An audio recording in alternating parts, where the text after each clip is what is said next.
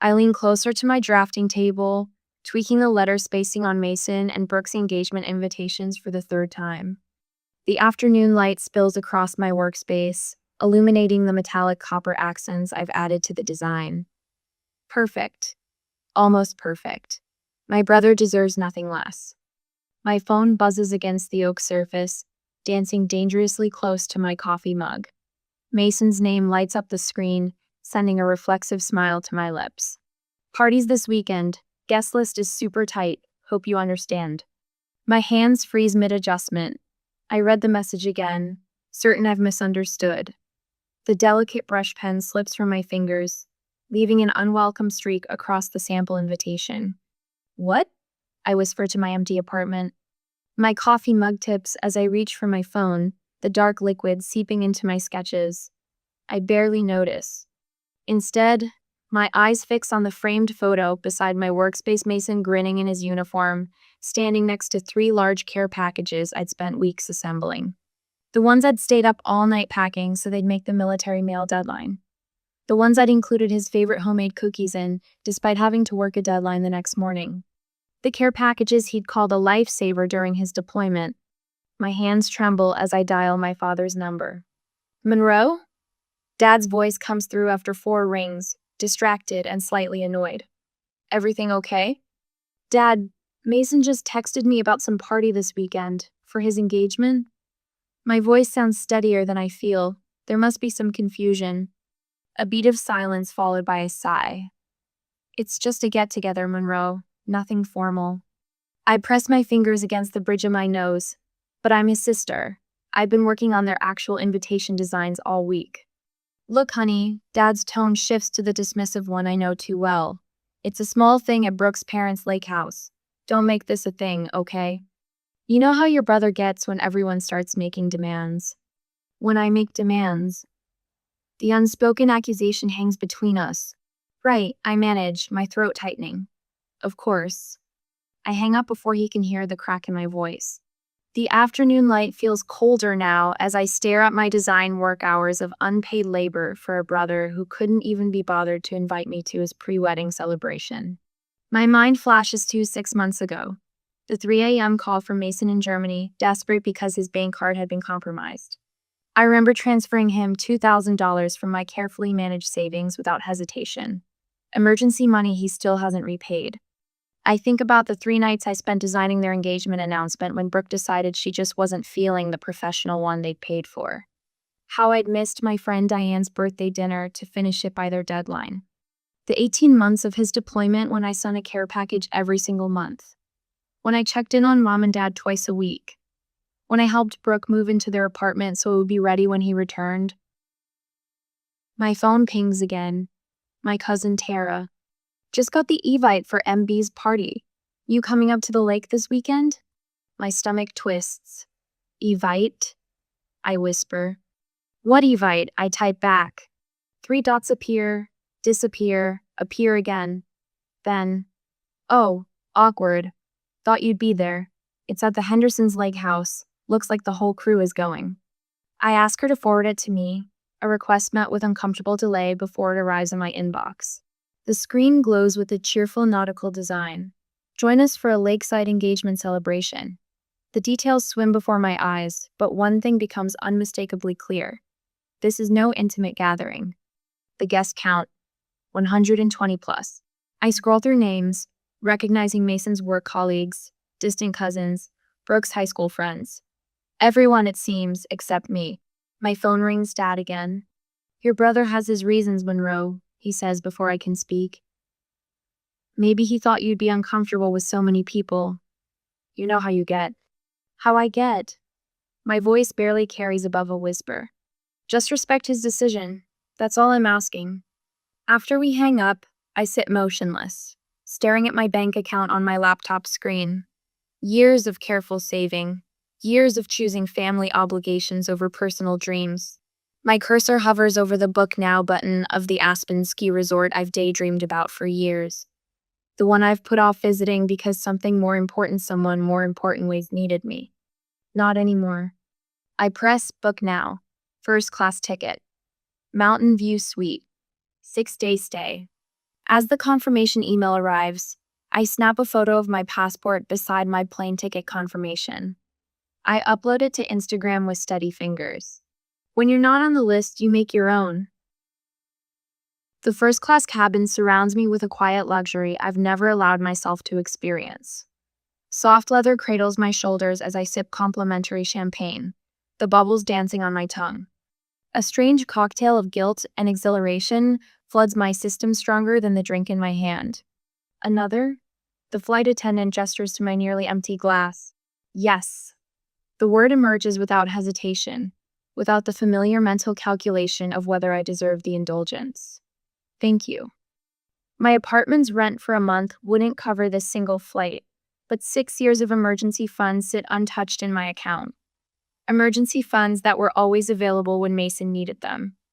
The seatbelt sign chimes off, and I breathe deeper than I have in years. The Mountain View suite at the Aspen Lodge makes my apartment look like a storage closet. Floor-to-ceiling windows frame snow-capped peaks, bathed in alpenglow that turns the white slopes to rose gold. The king bed could fit 4 of me. The bathroom gleams with marble I've only seen in design magazines. I stand before the mirror, barely recognizing the woman staring back. Her eyes hold a wildness I haven't seen before, part terror, part defiance. "Who are you?" I whisper to my reflection. My phone vibrates against the nightstand for the 12th time in an hour. Dad's name flashes on the screen, then disappears as I silence it. Mom's text already waits unread, along with 3 from Mason and 1 from Brooke. I place the phone face down without checking the messages. Whatever family fire needs extinguishing, they'll have to find another bucket. They said what? I clutch my coffee mug tighter as Tara's face fills my tablet screen the next morning.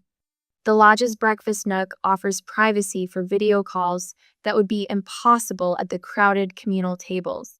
I wasn't supposed to hear it. Tara's voice drops. Brooke was talking to her sister in the bathroom. She said, and I quote, "We just thought Monroe would bring down the vibe." Then something about how you're always so serious and make everything into a big deal. The coffee turns bitter on my tongue. Bring down the vibe. Mason didn't defend you, Tara continues, her eyes darting away from the camera. He just nodded along. My phone pings with a text from Mom. "I'm sorry about all this, sweetheart, but you know how your father and brother get when they've made up their minds. I hope you understand." This isn't the first time, Tara adds, hesitating. Remember Thanksgiving at Uncle Pete's last year and Mason's homecoming celebration? What about them? But even as I ask, puzzle pieces click into place. The last-minute location changes, the vague invitations, the surprised looks when I showed up. They've been doing this for years, Monroe. I thought you knew. The realization settles like a stone in my stomach. I've been strategically uninvited from my own family for years. You've changed, May. Standing up for yourself for once. May's raspy voice fills my voicemail speaker as I prepare for my first skillison. I've lived too long to watch this nonsense. You call me when you're ready to talk. Until then, enjoy every minute of that mountain air. I slide the phone into my pocket with a smile I wasn't expecting to find today. First time on the slopes? My instructor, Kai, adjusts my boot bindings with practiced hands. His weathered face sports decades of laugh lines and a perpetual squint from years facing snow glare. First time doing anything just for me, I admit. He nods, understanding far more than I've said. Got yourself some good company then. By afternoon, I've joined a group of solo travelers at the lodge, a retired teacher from Vermont, a widower celebrating his birthday, a young woman escaping a breakup. They welcome me without questions about family or obligations. We share stories over hot chocolate as easily as if we've known each other for years. My phone remains silent in my pocket. For entire stretches, I forget it exists. The beginner's slope isn't much more than a gentle hill, but as I navigate down it without falling, triumph surges through me. The cold air stings my cheeks, and my laughter comes out as vapor clouds in the mountain air. My body remembers how to move without hesitation, how to lean into it rather than fight it. Not bad for day one, Kai calls from behind me. I spent my life making things easier for everyone else. The irony isn't lost on me that I'm finally learning to do the same for myself. The lodge's great room buzzes with après-ski energy. A stone fireplace throws heat and light across comfortable seating clusters, where new friendships form. I sink into a leather armchair, warming my hands around a mug of spiked cider, listening to Sophia's story about swimming with dolphins in Hawaii last summer. I realize with a start that my phone hasn't vibrated in hours. I pull it from my jacket, 15 missed calls and 32 unread messages. But instead of the familiar spike of anxiety, I feel only a curious detachment. Whatever crisis they're navigating, they're doing it without me. And they're surviving. And so am I. As the conversation around me swells with laughter, I snap a photo of the breathtaking mountain sunset visible through the windows. I post it to Instagram with steady fingers. Good morning to a new life. Have you ever had to step away from family obligations to discover who you really are? Share in the comments below if you've ever had to make the difficult choice between loyalty to others and loyalty to yourself. The fireplace crackles in the lodge's timber-framed lounge as I raise my mulled wine in a silent toast to myself. 3 days into my Aspen escape, and the knot that's lived between my shoulder blades for years has finally begun to loosen. My phone buzzes against the polished oak side table, then buzzes again, and again. When it vibrates for the 6th time in under a minute, curiosity wins. I set down my drink and pick up the device. 17 notifications. All from Tara. Sauce, complete meltdown happening. Call me now. I hesitate, fingers hovering over the screen. Part of me wants to silence it, to maintain this fragile peace I've found. But another part, the part that spent 3 decades witnessing my family's chaos from the front row, needs to know. I slip outside onto the deserted terrace where pristine snow reflects the resort's golden lights. Tara answers on the first ring, party noise exploding through the speaker. Oh my God, Monroe, you're missing drama. Her voice carries a mix of horror and delight. Mason's been flirting with Kelly Winters, you know, his high school girlfriend, for the past hour. Right in front of Brooke. What? The word forms a visible cloud in the mountain air.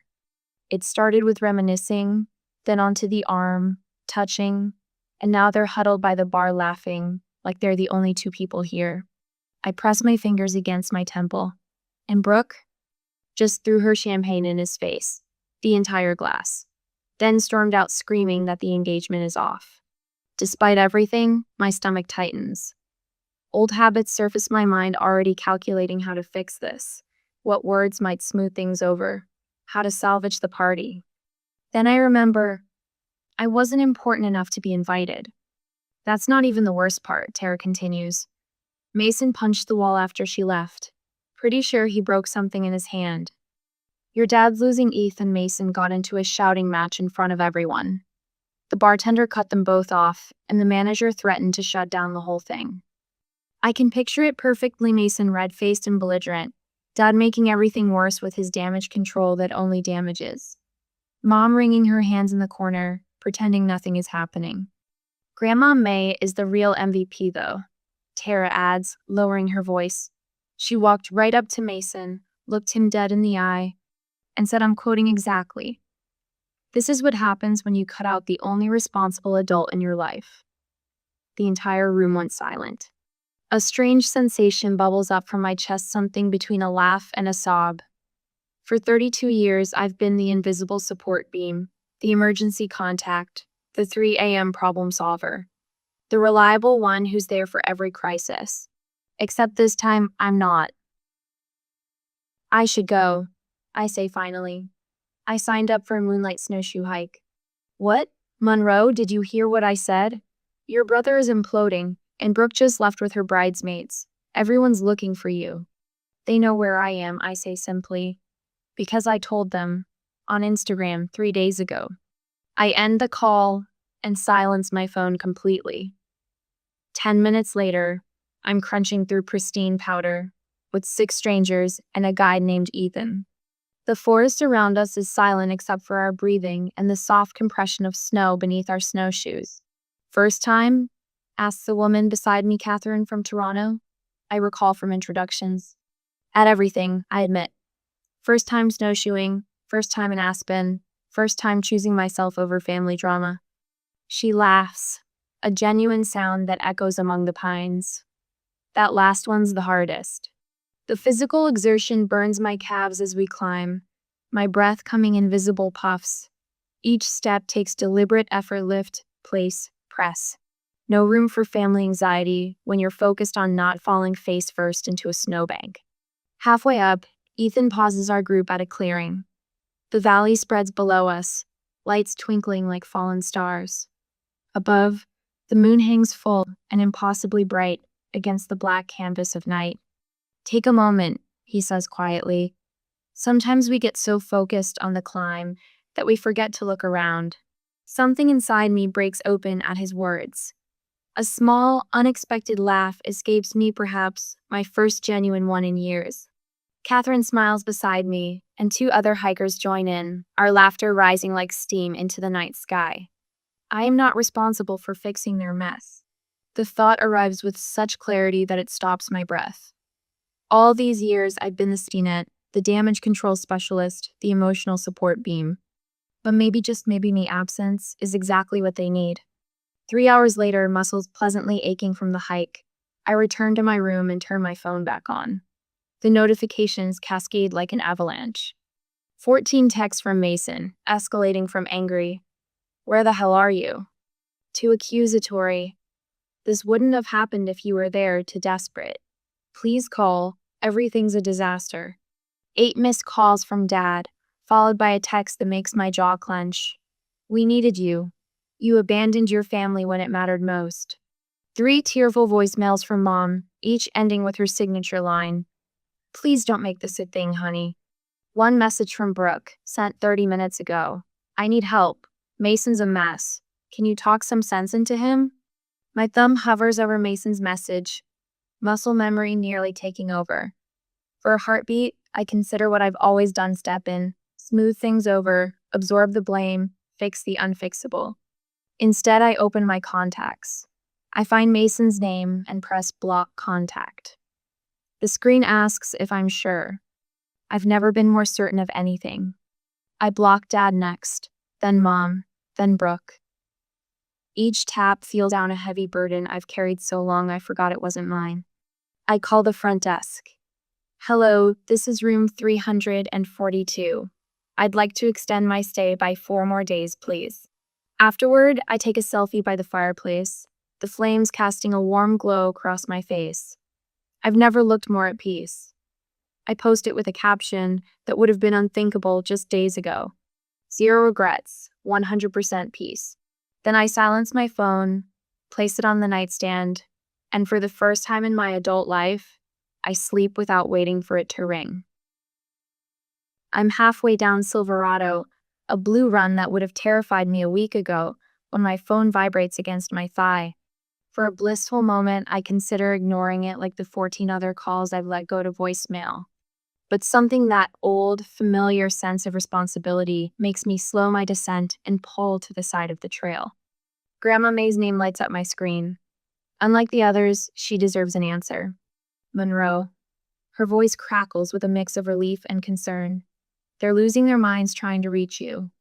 I watch a father and daughter glide past, their laughter carrying on the crisp mountain air. I needed some space. "Space?" she snorts. "Your brother has left 17 voicemails, started with, 'How could you do this to me?' and has worked his way to, 'Please, I need you.'" Her voice softens. "Your father even sent an apology text. Your mother made him, of course, but still." I close my eyes, feeling the sun warm my face. "And Brooke? Her sister showed up at your apartment yesterday. Thought you might be hiding out." Grandma's laugh is sharp and knowing. "Found nothing but your neighbor watering your plants." I asked Diane to check on them, I murmur, watching a snow bunny hop between pine trees. "Where are you, honey?" For the first time in days, I smile. A real smile that reaches my eyes. Somewhere I should have gone years ago. Perfect form. Victor, my ski instructor, calls as I navigate the final turn. 3 days ago, he'd patiently helped me up after countless falls on the bunny slope. Today, I'm carving confident turns down a run aptly named Freedom. "See you at the lodge for après-ski?" he asks as we reach the bottom. Wouldn't miss it, I reply, surprising myself with how quickly I've fallen into this new routine. The lodge staff know me now. Emma at the front desk saves me the morning paper. Paolo remembers my coffee order. And Jeanette, the concierge, stops me with recommendations for dinner spots. Monroe, Jeanette waves as I enter the lobby. The Hendersons wondered if you'd join them tonight. They're doing a family dinner at their cabin and thought you might enjoy a home-cooked meal. I pause, momentarily confused by the invitation. The Hendersons, a retired couple I'd chatted with during a snowshoe tour, have no obligation to me. They want nothing fixed, designed, or solved. They simply enjoyed my company. I'd love to, I answer, and the simplicity of the exchange nearly brings tears to my eyes. Later in my room, I open the leather-bound journal I purchased in the gift shop. I flip past days of entries, watching my handwriting transform from shaky and uncertain to bold and flowing. Day 1. Arrived broken, wondering if I've made a terrible mistake. Day 5. Skied my first blue run today. Fell twice. Got up twice. No one seemed disappointed in me. Day 7. I recognize my reflection again. I press my pen to a fresh page. Day 8. The woman who arrived is not the woman who will leave. Dr. Winters watches me from across her sunlit office in the resort's wellness center. You've made a deliberate choice to disengage, she says. It's not a question. I nod, turning my silenced phone over in my hands. 67 notifications. I haven't opened a single one. Tell me about your family, she suggests. The unfiltered version. And I do. The words pour out like spring run of 18 months of care packages during Mason's deployment, the money I'd transferred without hesitation, the invitations I'd designed without compensation, the birthdays I'd missed to meet their demands, the savings account I've depleted solving their emergencies. Going back to those patterns would be self-destruction, I conclude, surprised by my own certainty. Dr. Winters nods. And yet, they're realizing what they've lost. Are they? I ask, not entirely convinced. People rarely change until the pain of staying the same exceeds the pain of changing, she replies. Your absence has tipped that balance.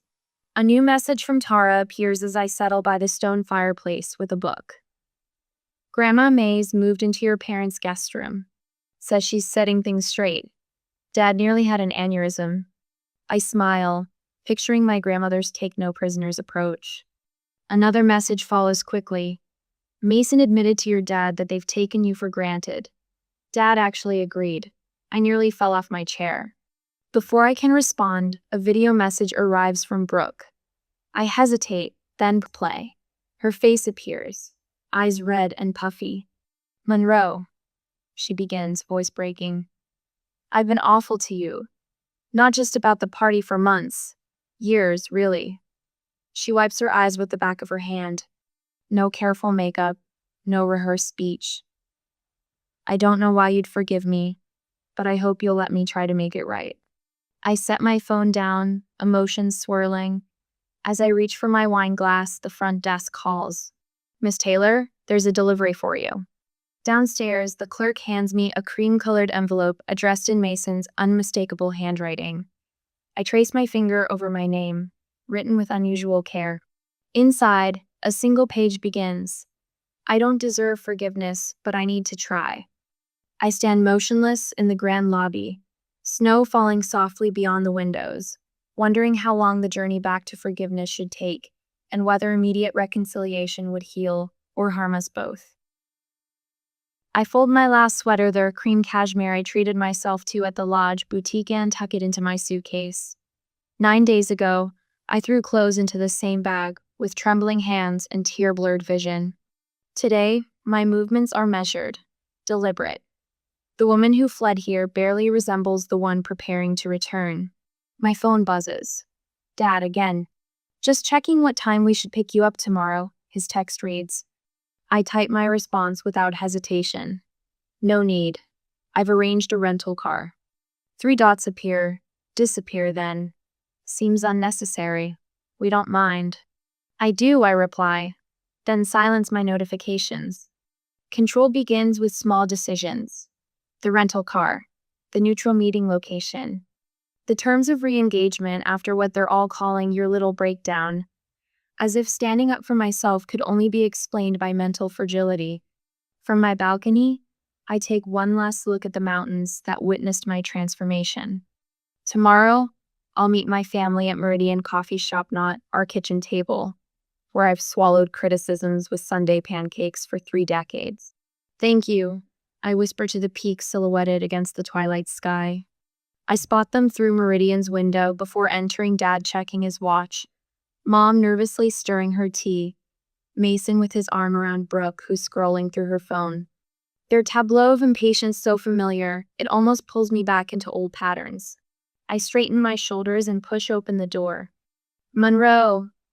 Mom spots me first, half rising with that anxious smile. We saved you your favorite corner spot. I slide into the empty chair, setting down my leather portfolio with deliberate care.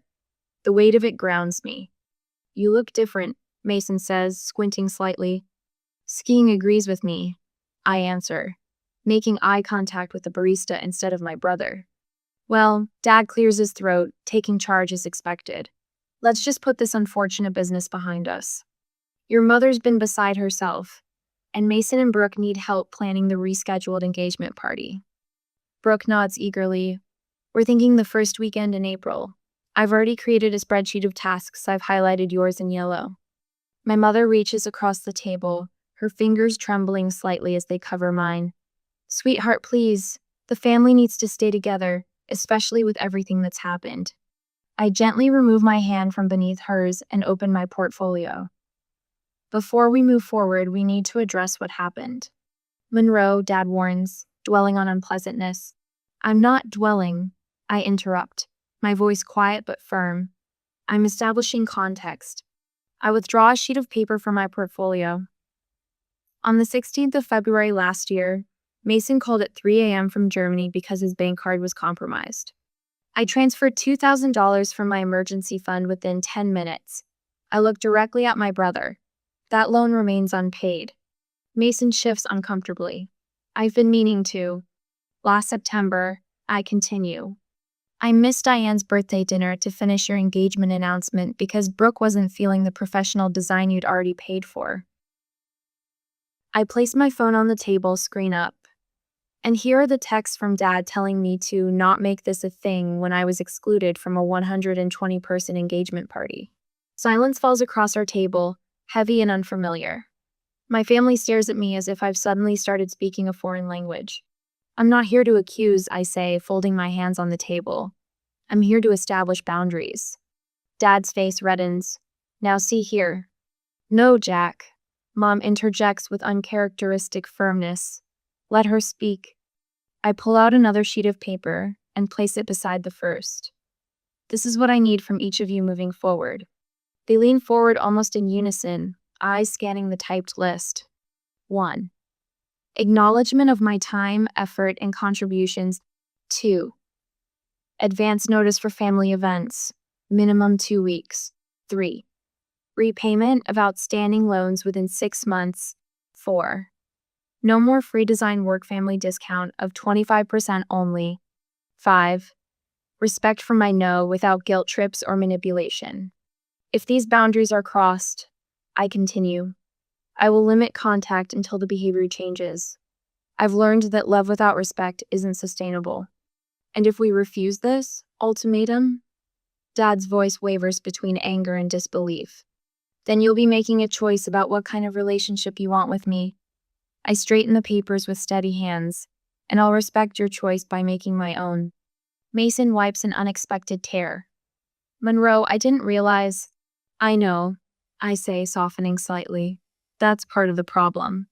These seem reasonable, Mom offers tentatively, glancing at Dad. Brooke's perfectly shaped eyebrows arch high. So you're not helping with the wedding planning, after everything that's happened? I'll help within these parameters, I answer. But there's something else. I've accepted a 6-month design contract in Colorado. I start next month. You're leaving? Dad's fist hits the table, rattling our cups. Just like that? I'm pursuing an opportunity, I correct him. Just like you always encouraged Mason to do. Dad opens his mouth, closes it, then slumps back in his chair. Mason leans forward, eyes rimmed red. I've been a terrible brother, haven't I? Before I can answer, the coffee shop door swings open, and Grandma May makes her entrance, impeccably timed as always. Well, look at you, she says, her eyes appraising me with approval. About time someone stood up for themselves in this family. She pulls up a chair from the neighboring table and wedges it between Dad and me. Now, she says, placing her weathered hands flat on the table, let's talk about how this family moves forward with a little more equity and a lot more respect. I catch my reflection in the window, shoulders back, chin level, eyes clear. The mountains gave me this gift. A woman who finally values herself enough to demand others do the same. Mountains frame my view as I adjust the blinds in my Colorado apartment. 6 months in this place, and the sight still steals my breath. The crisp February air seeps through an inch of open window, a luxury. I never allowed myself back home where I paid the heating bills my parents claimed they couldn't afford. I run my fingers along the row of postcards pinned to my cork wall. Aspen, Boulder, Santa Fe, Denver. Places I've visited since claiming my independence. Each one a milestone marking distance from the girl who'd cancel plans at the first hint of family need. My phone lights up with Mom's weekly video call. I take a deep breath before answering, remembering my therapist's advice. Boundaries aren't walls, they're doors you control. Monroe? Mom's face fills the screen, her hair freshly colored for the church potluck. You look rested. I am. No explanation, no apology, that's new too. Your father asked about your project for that coffee company. She pauses, fumbling with her reading glasses. He saw their billboard off Highway 40. Said it had your signature style. 6 months ago, I'd have launched into an extended explanation, seeking validation. Today, I just smile. It was a good client. They've already commissioned 3 more designs. A notification slides across my screen, a text from Mason. Sample wedding invitations came today. Using your color scheme suggestion. Thanks, sis. No desperate plea for help. No last-minute crisis. Just acknowledgement. Progress. After we hang up, I open my laptop to an email from Tara with apartment listings in Denver. Consider me as a roommate, she's written. Colorado looks good on you. I sip my coffee and allow myself a moment of quiet pride. The family that once saw me only as a utility has begun the awkward, imperfect work of seeing me as a person. Grandma May's weekly letter sits unopened on my counter, her elegant cursive visible through the envelope. Her correspondence has been my anchor through this transition. Last week she wrote, "Your father actually asked me how to make your mother's birthday special without putting the burden on you. First time in 40 years that man's asked for advice." I tucked the letter into my journal for later, savoring the anticipation. Today is for focus. My design business has tripled since moving here. Clients who value my boundaries lining up for my services. The invitation sits on my coffee table, Mason and Brooks' revised wedding plans. A simple ceremony, 30 guests. My name on the envelope in Mason's handwriting, not Brooks' mother's secretary's. I haven't decided yet. My therapist nodded thoughtfully when I showed it to her. Attending doesn't mean returning to old patterns, she reminded me. Hotels exist for a reason. Later, I'll meet with Jenna, a design student struggling with family expectations. She reminds me of myself, talented but hesitant to claim space. The scholarship I established at the local college connected us. You're helping me give myself permission, she told me last week. A familiar heaviness tries to settle on my shoulders as I remember next week's women's retreat where I'm speaking about boundaries. The old Monroe would panic at being seen as an expert on something she'd only recently mastered. But that was before. Instead, I closed my eyes and practiced my evening gratitude ritual. Thankful for courage, for mountains, for the quiet satisfaction of a life that belongs to me. Through the window, the setting sun paints my walls, copper the same metallic shade I was perfecting on Mason's original invitations the day everything changed. I rest my hand on the invitation. Tomorrow, I'll book a hotel room in my hometown and RSVP yes. Not because I'm needed, but because I choose to go. Sometimes the greatest act of love is learning to love yourself first.